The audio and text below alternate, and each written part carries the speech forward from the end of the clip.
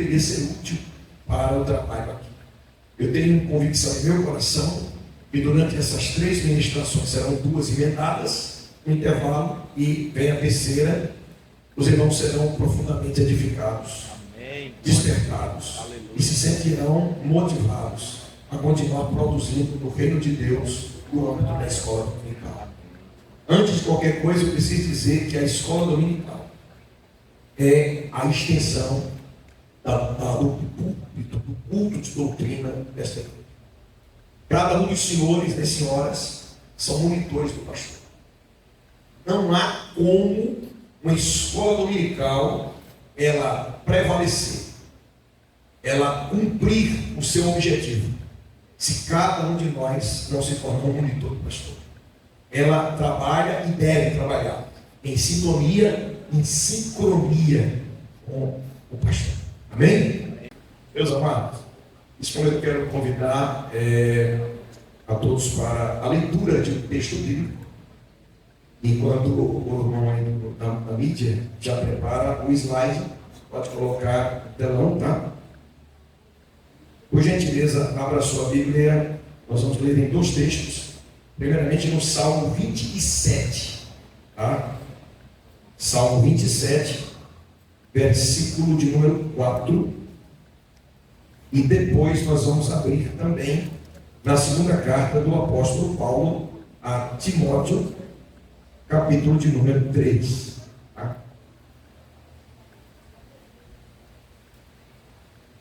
Versículos a partir do de número 15. Quem achou o Salmo 27? Amém. Diga amém. Amém. Muito bem. Salmo 27 diz aí 2 pedidos que foram feitos, embutidos em tudo. Uma coisa pedi ao Senhor. Uma coisa pedi ao Senhor. E a buscarei. Que eu possa morar na casa do Senhor todos os dias da minha vida, para contemplar a formosura do Senhor e aprender no seu templo. Antes de prosseguir para outro texto, eu quero trazer para os irmãos aqui uma noção bem básica desse texto. Olha aqui para cá, não fecha a Bíblia, não. O salmista está colocando diante de Deus de que depende a sua confiança. Nosso relacionamento com Deus, a nossa relação de confiança com Deus é fruto de um relacionamento com Ele. O salmista usa uma linguagem de chegar a morar na casa de Deus. Isso é uma coisa que eu peço. E não é um pedido passageiro, não é um negócio que apareceu na minha mente. Eu estou eivado de convicções. Por isso eu buscarei. Eu não apenas estou pedindo. É algo que eu vou à procura. Ok? Eu vou pedir e eu irei à procura. Aí ele divide agora qual é o seu anseio. Ele precisa morar na casa do Senhor, né, para fazer 2 coisas. Contemplar a formosura do Senhor, isso equivale à adoração. Essa expressão de contemplação é quando você está em um ar de veneração. É uma contemplação. Quando você é levado a êxtase. Estão compreendendo?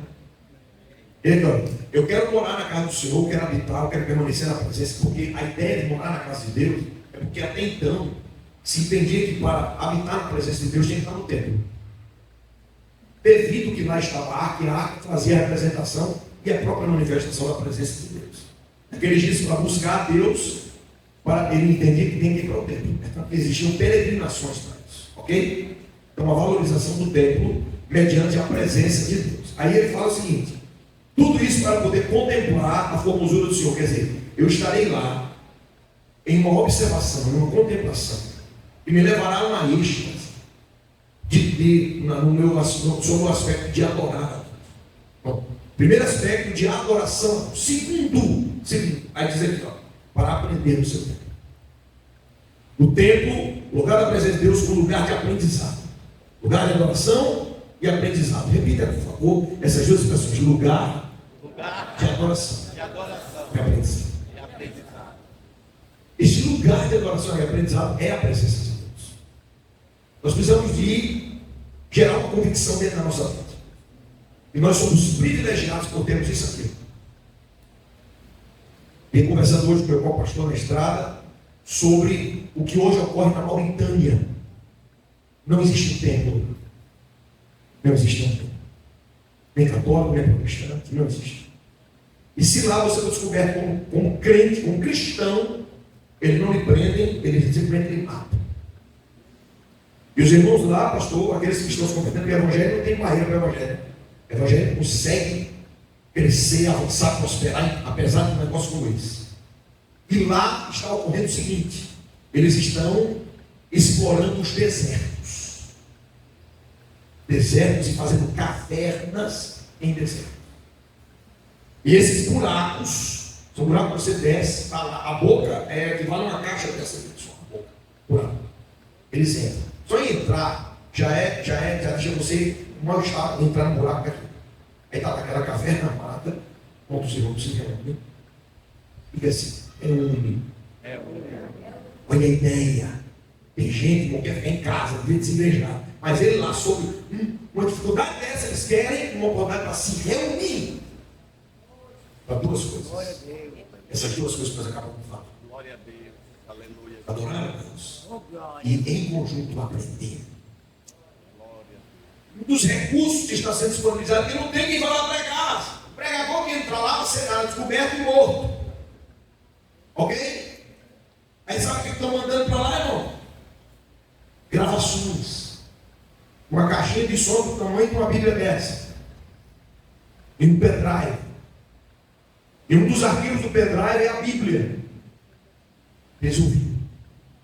Isso é fome de palavra. E já tem também algumas ministrações pregações. Às vezes que eles estão ouvindo a Bíblia, pastor, ouvindo. Deus trabalha tanto no coração de a fome de aprender. E teve ocasião de ele estar ouvindo Atos capítulo 2. E durante o momento que estão ouvindo Atos 2, Jesus batizá-los com o Espírito Santo. Aprenderam.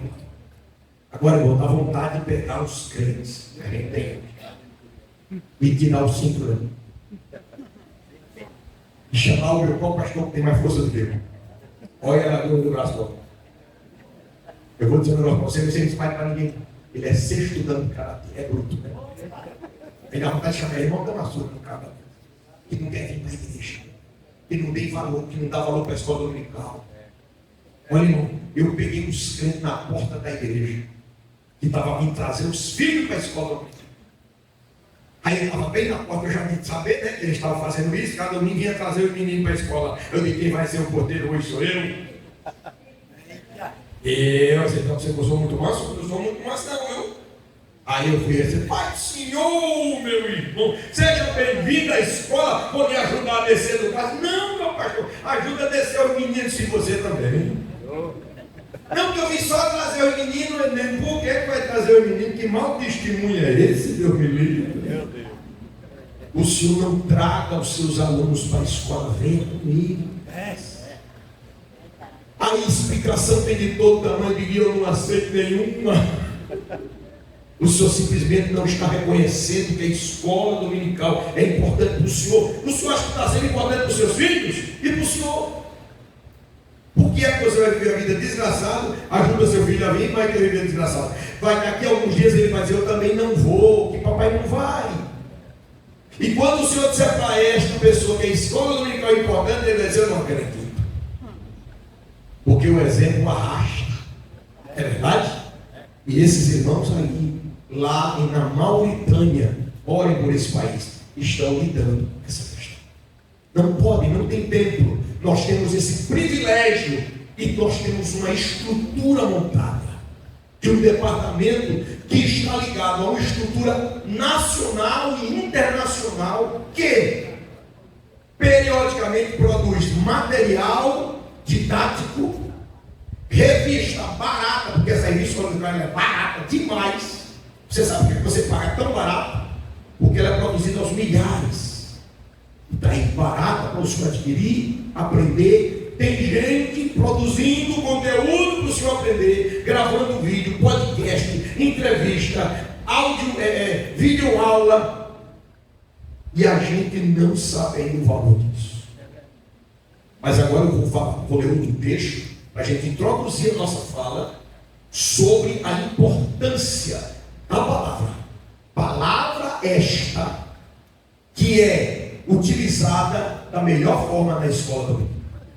Acreditem, por mais importante, eu sou pastor de igreja, eu sei importante o curso de doutrina. O culto de doutrina é muito importante. Mas durante uma ministração de uma sexta-feira, lá na sexta, que dia, pastor? Sexta também. Durante a ministração da sexta-feira, o pastor está aqui com o conteúdo de Deus que ele orou, pediu a Deus, repassou, e cada vez ele vai preparar uma mensagem para cada sexta-feira. Deixa eu te falar, alguém preparou material robusto para no domingo de manhã você ouvir. E a gente paga um preço, pastor, isolado, para poder dar aquela mensagem da sexta-feira. Mas escuta só, existe um material totalmente sistematizado, robusto em vários aspectos, e com a condição do senhor tirar dúvida. Quantas vezes na sexta-feira o senhor pôde se levantar aqui e no meio da mensagem do pastor tirar uma dúvida? Não pôde. Não tem como. Só um minutinho. Atenta.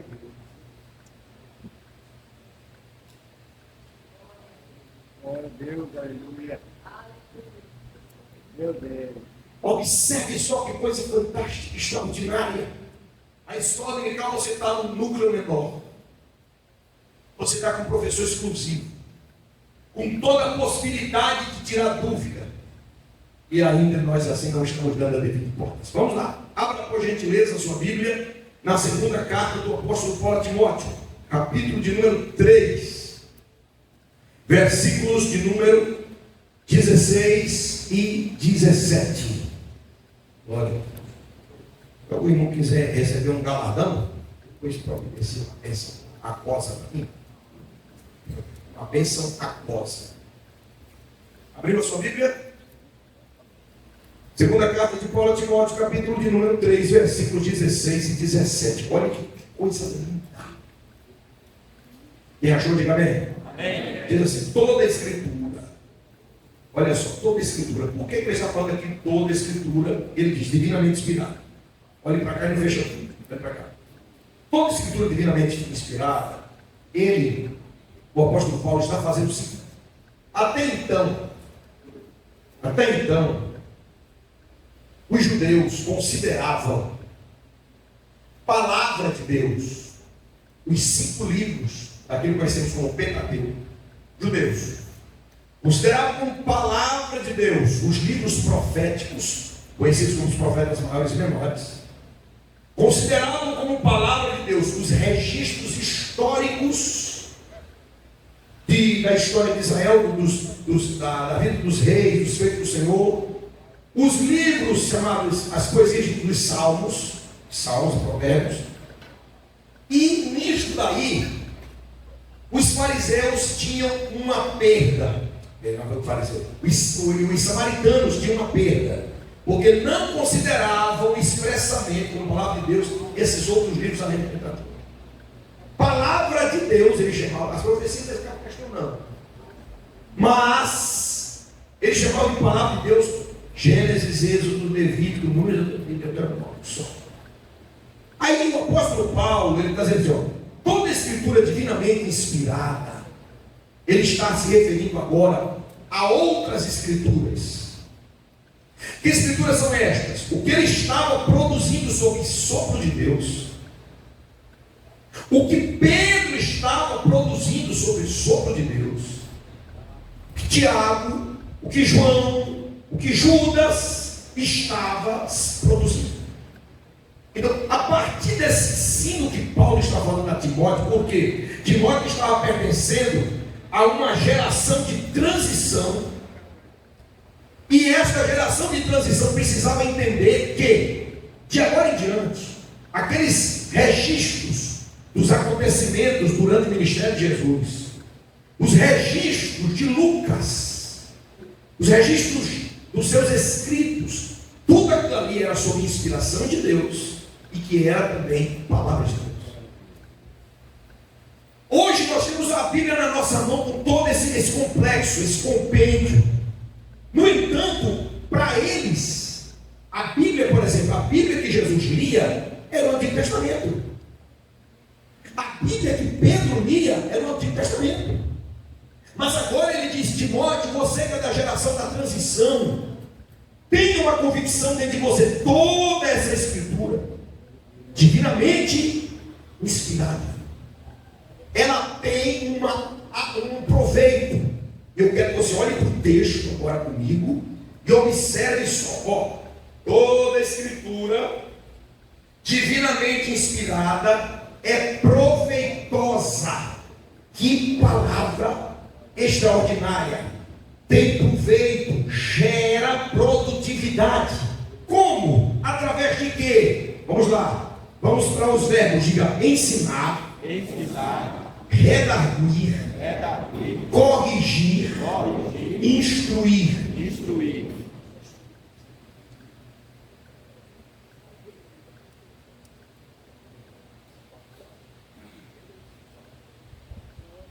Glória.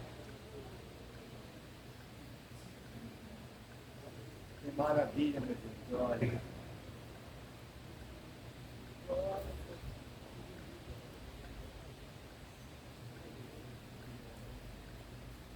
Glória a Deus. Estou só combinando aqui a hora da pausa para poder programar a minha mente e não invadir horários. Tá bom? Muito bem. Retomando, nós acabamos de citar 4 verbos. Esses 4 verbos que nós citamos, o apóstolo Paulo ele escolheu um critério dado por Deus. Olha só, a escritura sagrada, a palavra de Deus, ou veterotestamentária, ela tem aproveitamento sobre 4 verbos. Olha só que coisa interessante: ensinar. Gente, muita gente que sabe que o verbo ensinar, ele tem no Novo Testamento, muitas vezes, a palavra chamada didácio. Só que ensinar, na língua portuguesa, traduzida aqui para nós, ele tem vários verbos. Por exemplo, quando você encontra lá de Mateus capítulo 28, fala assim: ide e fazei discípulos. É assim? Mas só que tem tradução que diz: ide e ensinai. A fazer discípulos, ela usou essa expressão para diferenciar sistema de ensino. Eu vou tentar explicar isso para os irmãos poderem organizar na cabeça o valor do ensino. E eles descobrem agora que 10 valor. Vamos lá. Mateus 28 diz assim: ide e ensinai. Ok? É corrigida. Se for atualizada, é ide e fazei discípulo. Por que a atualizada colocou fazer discípulo em vez de pedir a palavra ensinar? Por quê? Porque aquele tipo de ensino é um tipo de ensino diferenciado. É uma palavra grega chamada mateteu. O que é mateteu, pastor? É a prática de alguém que faz o ensino para uma formação de outro. Ok? Por isso, a tradução da atualizada é fazer discípulo. No mesmo texto a seguir, fala assim, no próximo versículo 20: ensinando. Peraí, e o verbo ensinar é o mesmo? Ó, ensinai, ensinando. Para nós não chegou do mesmo jeito? Ensinar? Lá não, no grego não. Mateteu, didasco. E vamos usar os 2 recursos. Mateteu, ensinar para a formação de outro. Didasco, organizar sistematicamente. E o didasco, a ideia do didasco, pelo menos a didascalia, a didática, é algo utilizado para quê? Para você fazer assim, dar um ensino sistematicamente, de forma organizada, com uma atenção especial, com uma aparência de ensino personalizado. Eu estou falando aqui para todos de uma vez só, mas eu estou tentando olhar no rosto dos irmãos, gesticular, para prender a sua atenção, falando sobre pausa e ritmo em cadência diferenciada, para que o Senhor, na sua mente, guarde o que eu estou falando. E os meus gestos, as minhas ações, vincule, link aí, porque gere link na sua mente, para que quando o senhor sair daqui, uma coisa que você vê, um gesto de alguém fazendo igual que eu fiz, você se lembrar. E quando eu contar uma história, o meu nome disso é Didasco. Eu preciso usar o Didasco para produzir o Mateteu. Ensinou isso com Jesus. Aplique o Didasco para formar o outro, quer dizer, para praticar, efetivar o Mateteu. Gente, a escola dominical serve para isso. É na escola dominical que eu estou aqui com 2, 3, 4, 5, 10 pessoas na sala. Eu estou usando o Didasco para formar o discípulo, gerar discípulo. Só que aqui a palavra significa, essa palavra que ensinar significa aprendizado no sentido de aberto, já é outra palavra que ensina. É uma palavra que significa eu estou ensinando para lhe despertar algo novo. Está entendendo? A escola dominical gera isso. Ela é propícia para isso. Ela é condicionante para isso. Próxima palavra, vamos lá. O próximo verbo é redarguir. Repita essa expressão, redarguir. Redarguir, a tradução direta desta palavra é prova, reprovação. A ideia o sentido de refutação aos adversários. A palavra de Deus, ao ser exposta, ela lhe dá o armamento, o recurso do Senhor reprovar aquilo que é contrário à fé. Então, a palavra de Deus sendo utilizada, ela tem a instrumentalidade, a funcionalidade de reprovar fundamentos errados. Eu preciso, irmão, de transmitir palavra à igreja. Mas nós estamos vivendo uma época do surgimento de tudo quanto é igreja do mundo. Elas não são atrativas, porque elas viram um show. Os cultos viram shows. Aí nesse show que acontece, a parede é preta, a luz se apaga, aí uma superprodução de palco. Se chegar lá o pregador, em vez de pregar, em vez de falar do jeito que eles querem, começar a fazer o que eu estou falando aqui, eles tiram de cena, tira. Nós não queremos isso. Porque eles querem ter a mente cativa através da emoção que lhe impulsiona, que lhe pega pelo pé, que lhe manobra, que lhe ludibria, que lhe deixa com um eu desse tamanho. Mas a palavra de Deus, irmãos, ela tem que ser ensinada, tem que ser pregada, tem que ser transmitida. O valor da palavra está no ensino dela. E diga-se de passagem que há uma profecia a respeito de Jesus, no capítulo 53, que é o capítulo que fala do sofrimento de Cristo, que fala da obra vicária, 53 de Isaías, né? Ele vai falando todo o sofrimento de Jesus, mas lá no versículo 11 ele diz assim: pelo seu conhecimento, peraí, pelo seu conhecimento ele justificará muito. Gente, coloca agora na sua cabeça, até em matéria de evangelização, ensino é proveitoso. Eu criei, pastor, um mecanismo de evangelização, e aí, no modo de dizer, Deus me dirigiu, chamado de Conferência Bíblica Evangelística. Eu estava pastoreando uma cidade do interior. Era conhecido lá como Igreja dos 8. Por quê, pastor? Porque nunca tinha passado de 8 crentes. Nunca.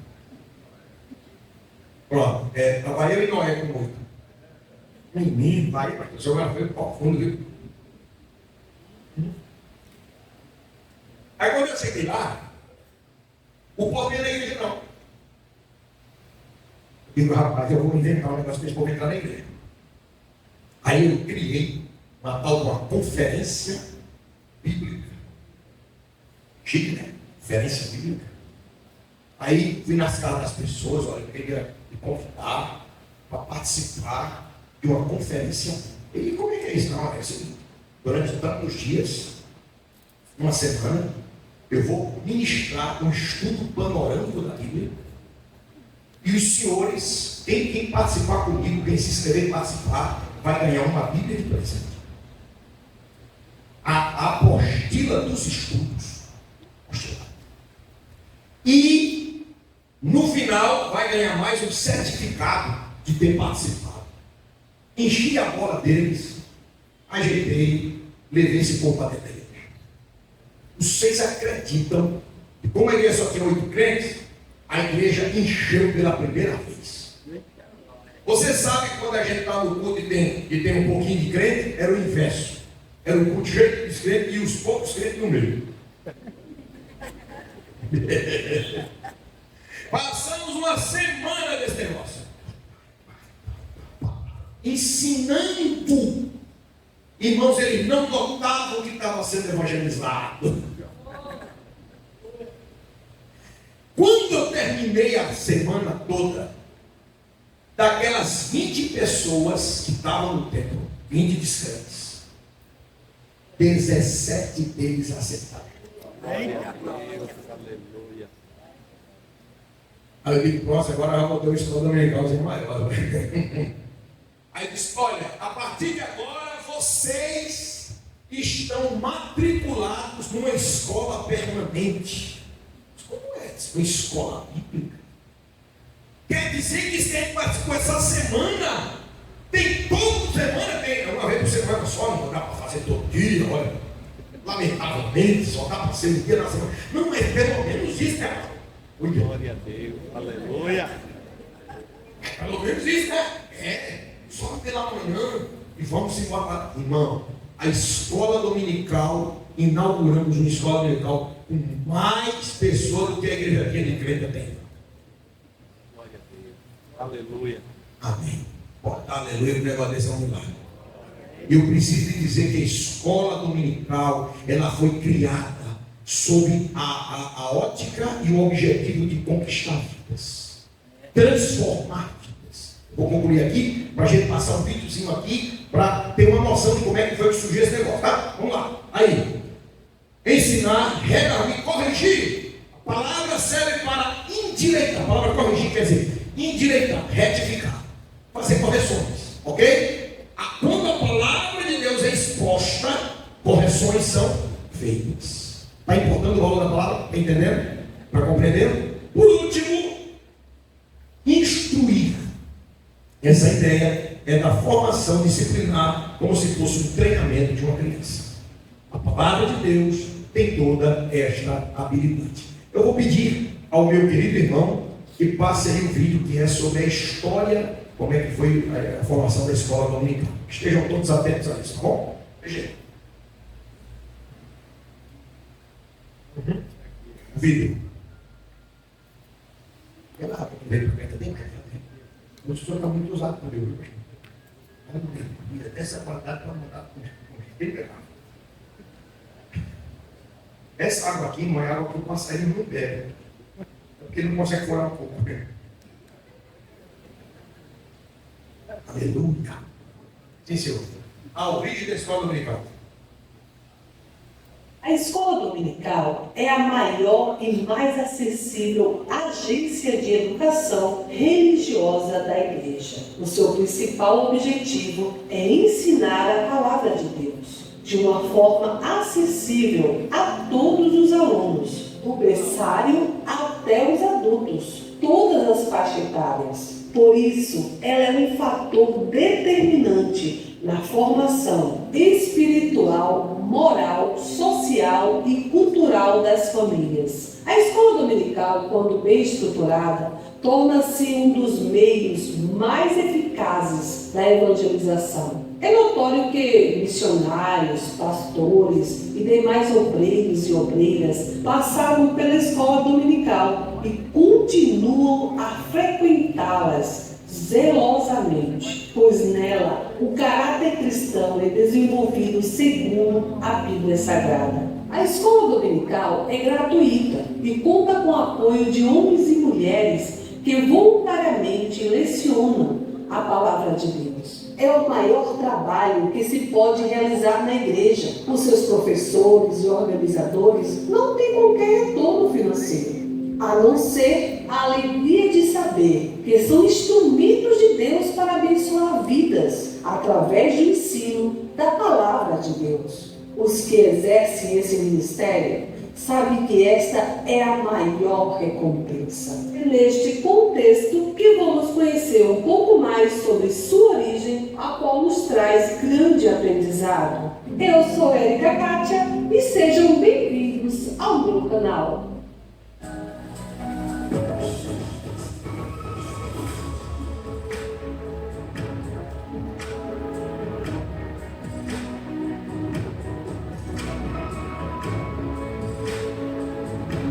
Peço a ajuda de todos vocês para se inscrever no meu canal, deixar aquele like que me ajuda demais a produzir mais vídeos, ative o sininho de notificação e compartilhe em suas redes sociais. A origem da escola dominical. Em 1737, John Wesley, líder do avivamento do século XVIII, e o fundador do movimento metodista, quando estava em sua missão, começou um trabalho de ensino bíblico para as crianças. Wesley dizia: Deus começa a sua obra com as crianças. John Wesley, desde os primórdios, falava do valor da escola dominical. Estou convencido de que essas escolas dominicais são as instituições mais nobres vistas desde alguns séculos na Europa e crescerão cada vez mais, contanto que os seus professores e dirigentes cumpram seus deveres. Em 1769, a história registra que a jovem Hannah Balmuri, com 26 anos de idade, criou a primeira escola dominical em sua residência. Ela aceitou a Cristo através de um sermão de John Wesley e se comprometeu com a evangelização de crianças nos domingos pela manhã. Em 1780, 11 anos mais tarde, em Gloucester, jornalista metodista Robert Hikes criou a primeira escola dominical para crianças pobres que viviam abandonadas nas ruas. 12 de setembro de 1736, nasce na Inglaterra Robert Hikes. Recebendo instruções e uma boa educação, se forma como jornalista. O jornalista britânico procurava concentrar-se sobre o editorial que escrevia para o jornal. A escola dominical foi fundada no final do século XVIII, em 20 de julho de 1780, na cidade de Gloucester, na Inglaterra. Robert Hikes escrevia sobre a melhoria no sistema carcerário da sua cidade. Ao perceber que muitas crianças ficavam na rua falando palavrões e brigando, mudou de ideia e escreveu sobre como levar aqueles meninos à igreja, visando alfabetizá-los e evangelizá-los. Era o início da Revolução Industrial na Inglaterra, que começou pelo desenvolvimento da máquina a vapor, que aproveitava o vapor da água aquecida pelo carvão para produzir energia e revertê-la em força para mover as máquinas. Com o tempo e à medida que os grandes capitalistas foram enriquecendo, o lucro das suas indústrias começou a ser revestido em investimento para o desenvolvimento das estradas de ferro, aumentando cada vez mais o abismo social entre os ricos e pobres. A pobreza aumentou e o nível da criminalidade explodiu. Era nesse mundo violento de exploração e de criminalidade que muitos se encontravam, sobretudo as crianças, que trabalhavam nas fábricas ao lado dos seus pais, de sol a sol, 6 dias por semana,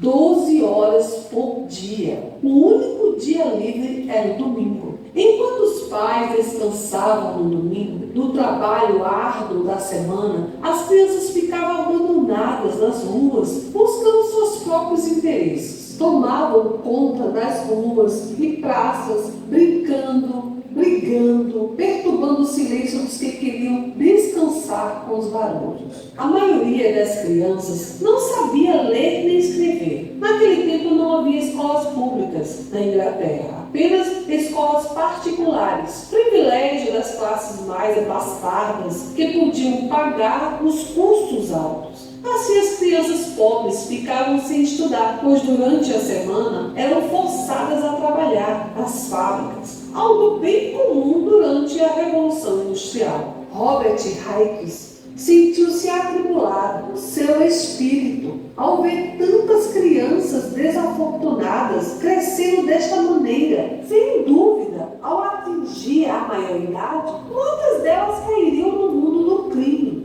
Sentado em sua mesa e meditando sobre essa situação, um plano nasceu na sua mente. Ele resolveu fazer algo para as crianças pobres que pudesse mudar seu viver e garantir a elas um futuro melhor. Pondo ao lado seu editorial sobre reformas nas prisões, ele começou a escrever sobre as crianças pobres que trabalhavam nas fábricas, sem oportunidade para estudar e sem preparo para uma vida melhor. Ele resolveu, neste primeiro editorial, somente chamar a atenção à condição deplorável dos pequeninos. E no próximo, ele apresentaria uma solução que estava tomando forma na sua mente. No editorial seguinte, expôs seu plano de começar aulas de alfabetização, linguagem, gramática, matemática e religião para as crianças durante algumas horas de domingo. Fez um apelo através do jornal para as mulheres com preparo intelectual e dispostas a ajudá-lhes nesse projeto, dando aula nos seus lares. Com a idade de 44 anos, saiu pelas ruas a convidar os pequenos transgressores a que se reunissem todos os domingos para aprender a palavra de Deus. O entusiasmo das crianças era comovente e contagiante. As professoras voluntárias, além de alfabetizá-las, ensinando a ler e escrever, ensinavam matemática, das 10 horas às 12 horas, história em inglês, das 13 horas às 17 horas, e ensinavam a Bíblia. Assim, aprendendo conduta moral e ética. As histórias e lições bíblicas eram os momentos mais esperados de todo o currículo. Era uma verdadeira educação cristã. Na época foi uma quebra de paradigma. Na educação de Robert Hikes, foi chamado de profanador do domingo, mestre dos maltrapilhos, pai e tutor dos vagabundos malcriados. Mas a imprensa da época também comentava favoravelmente esta iniciativa inédita de Hikes, pai da escola dominical. Robert Hikes, este grande homem de visão humanitária, não somente fazia campanhas através do seu jornal para angariar doações de material escolar, mas também agasalhos, roupas, sapato para as crianças pobres, bem como mantimentos para preparar-lhes um bom almoço aos domingos. Ele levava agasalho e alimento para as crianças de rua, que morreriam de frio se ninguém cuidasse delas. Hikes conseguiu o apoio de algumas senhoras que iam às casas explicar sobre o trabalho e convencer os pais da importância do ensino para os jovens. A escola dominical passou das casas particulares para os templos, os quais passaram a encher-se de crianças. Em meio a muito trabalho, após 3 anos de oração, Robert Hikes resolveu divulgar a obra-prima da sua vida. Publicar no dia 3 de novembro de 1783, ele mostra os resultados e a transformação gerada na vida das crianças e sociedade, sendo escolhida esta data como o dia da escola bíblica dominical. Já havia 7 escolas com média de 30 alunos cada. A transformação ao longo prazo foi tão grande que em 12 anos não existia nenhum criminoso para ser julgado. As classes bíblicas começaram a se propagar rapidamente por cidades vizinhas e finalmente para todo o país. 4 anos após a fundação, a escola dominical já tinha mais de 250 mil alunos.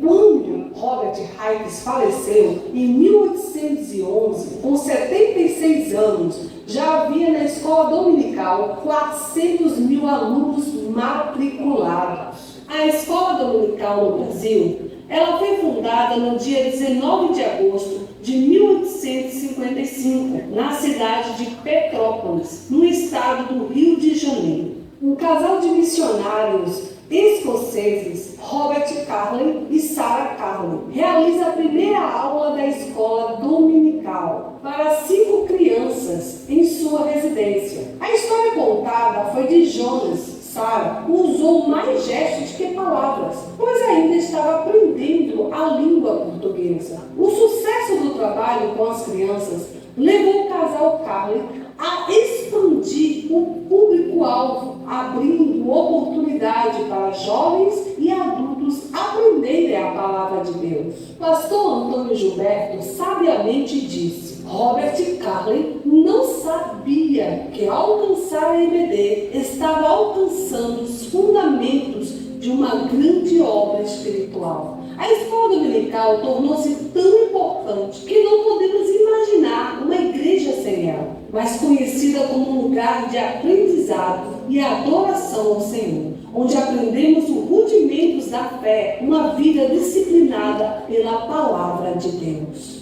Obrigado por ficar até o final. Deus abençoe a todos. Até o próximo vídeo, se Deus quiser. Um grande abraço. Tchau. Tchau. Glória, glória a Jesus. Gente, vocês viram aí que coisa extraordinária. Olha, eu já assisti esse vídeo aí dezenas de vezes. Cada vez que eu vejo, dá mais uma empolgação. Por quê?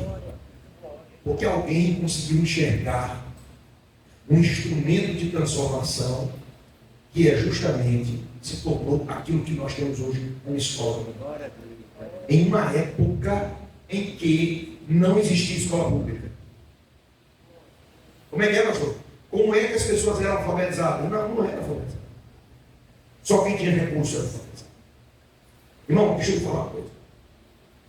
A única nação do mundo que as pessoas, desde a sua formação, nunca foram analfabetas, chama-se Israel. Iniciativa de quem? Deus. Deus instituiu o estudo, a alfabetização dentro de casa para a pessoa, mas as demais nações viveram sem isso. Deus exigiu leitura do povo. Deus exigiu leitura para ler a sua palavra, para ler e guardar. Ok? Aí, o mundo passou anos e anos sem nenhuma estruturação de escola. As escolas existiam, eram informativas, não eram formativas. O princípio da escola é assim, informativa. Com o passar do tempo, somente os que tinham reserva financeira poderiam educar os seus filhos. Aí um jornalista que foi formado através de informação, através de recursos, ele vê as ruas tomadas, isso no período da Revolução Industrial, que o pai de família, para cumprir a sua meta de trabalho, tem que colocar a mulher no trabalho sem remuneração. Os filhos integrados sem remuneração. Prendiam os seus filhos durante toda a semana nas atividades de labor. Domingo, no dia do trabalho, as fábricas paravam, a meninada estava no meio da rua, jogando bola, jogando palavrão, brigando, arrumando confusão, passando o tempo e caminhando para a marginalidade. Esse homem enxerga que o domingo podia ser diferente. Nós vamos fazer uma campanha. Todos aqueles que são professores que trabalham com isso assim, e os que têm formação, mesmo que não são professores, eles poderão sistematizar o ensino. Nós vamos dar educação gratuita às crianças. Vou mobilizar também nessa ideia também gente para dar comida, porque vocês sabem que não tem comida junto com a gente, não é? Quando tiver comida, junto com a gente. Mas o objetivo maior dele, porque era transformar a sociedade, porém o elemento principal era a palavra de Deus. Ele leva. Só para vocês terem ideia, em 12 anos, quantos anos? 12. Em 12 anos, não existiam casos para serem julgados. Casos de criminalidade para serem julgados. Ele erradicou, pastor, a criminalidade na cidade e na região. Por quê? Trabalhou o caráter. Formação das crianças, o caráter. Aí nasce o movimento, nesse período ele foi chamado de profanador do domingo. Como é que ele faz isso no dia de domingo? Domingo é o dia do descanso, o dia do Senhor, e lá vai. Irmão, Deus separou na época o sábado para a glória do nome dele. O que quer que se faça para a glória do nome dele no sábado? O povo de Israel, que eu gosto disso aí, era coisa de Deus com Israel. Será um sinal entre mim e vós nas vossas gerações. Eu não sou judeu. Mas a ideia do princípio do descanso permanece.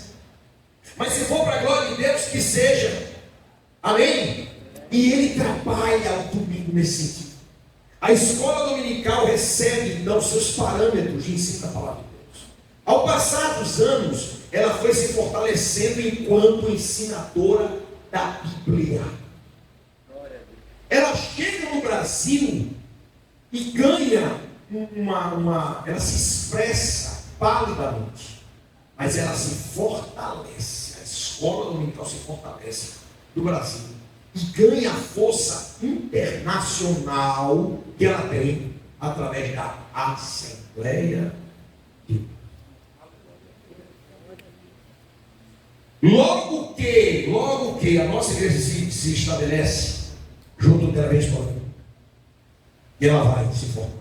Ela vai crescer. Ela vai primando pelo ensino. Apesar de muitas igrejas nos acusarem de que nós não nos preocupamos com o ensino, é o contrário. A história mostra que a vida inteira nós nos tivemos sobre a Bíblia. E mesmo com muitas vezes pastores pouco qualificados no sentido de formação teológica, nós nunca deixamos de buscar a informação bíblica a vida inteira. E vá procurar agora, por aí, tudo quanto é denominação, quem é que tem a maior escola dominical de referência. Só que é o seguinte, muitos de nós ainda temos que melhorar bastante questão de infraestrutura. Bom, uma vez eu participei de uma escola dominical numa cidade, eu não vou dizer o nome não, nem o estado, nada, que daqui a pouco você descobre que o templo, pastor, cabia, ele era assim comprido, não era largo como esse aqui, que eu acho muito mais funcional o templo largo mais do que comprido. E ele era comprido. E da porta até o púlpito, aí a gente passava por bem umas 30 classes. A desvantagem não, porque parecia uma feira, todo mundo gritando. Mas a vantagem não, porque se meu professor tivesse bom, pelo menos eu estava lá na do risco. Está entendendo o que eu estou falando? Quer dizer, tem que melhorar o negócio? Tem que melhorar. Nós precisamos de um preparo contínuo? Tem que ter um preparo contínuo. Precisamos de separar segmentos, classes, recursos, claro.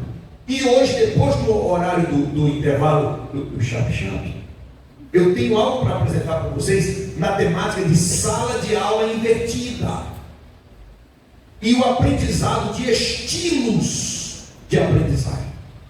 A última parte será depois do intervalo. Nós iremos trabalhar algo que ninguém aqui pode abrir mão de saber. Duas coisas importantes. Nós vamos trabalhar a questão da sala de aula invertida e de detectar e ter aproveitamento dos estilos de aprendizagem. Tá bom? Então agora nós já observamos o valor da palavra, já observamos como é que a escola dominical ela surgiu, né? E assim, para concluir esse raciocínio, a escola dominical, desde a sua formação, ela teve um objetivo evangelístico. E nós hoje perdemos esse objetivo. Nós estamos lutando, pastor, para pelo menos manter os nossos crentes na escola. Só que a escola dominical ela pode e deve ser utilizada como recurso evangelístico. E você pode trabalhar nisso. Maneiras. Primeiro, você pode criar classes de amigos. Classe de amigos, pastor? Pelo amor de Deus, sim, sim. Inclusive a CPAD já está com uma revista preparada para essa classe. Está lá. Ela não tem data, ela é cíclica, terminou, continua. A pessoa que entrou na lição de número 7, por exemplo, ela vai participar da 7ª, 8ª, 9ª, 10ª, 11ª, 12ª, 13ª e vai voltar para a 1ª, 2ª, 3ª, 4ª e assim. Entendeu? Ela é cíclica. E eu posso então ter pessoas amigas nesta classe para receber um estudo evangelístico igual aquele que eu fiz lá na conferência bíblica, na igreja dos 8, e Jesus quebrou a maldição dos 8, e lá passou de 70, 80 pessoas que era. Glória a Deus. Agora observe só, esta é uma estratégia. Pastor, eu não quero formar uma classe de amigos. Muito bem, outra maneira, traga o seu amigo para a sua classe. O ensino não será propriamente evangelístico, será o tema que você tem que estar estudando. Só que o Evangelho é poder de Deus de maneira tão extraordinária, tão maravilhosa, que qualquer temática que estiver estudando, o Evangelho vai entrar para essa pessoa. É verdade. Você vai familiarizar esta pessoa com o ensino bíblico e vai aproximá-la. No entanto, se quiser alguma coisa no sentido de maior agressividade, no bom sentido, maior agressividade evangelística, é a formação de classe de amigos. Ok? Feito? Amém? Amém. Vamos lá. E passe aí os slides, a gente já atropelou algumas peças, tá? E daí pode avançar, mas aqui já passamos por isso. Ok? Primeira parte daí, formando a sociedade. Ó, a história, nós temos o vídeo, toda aí, pode ir. Muito bem, a cronologia, Assembleia de Deus, a história dela na nossa igreja. Aí, vamos entrar agora nessa parte aqui.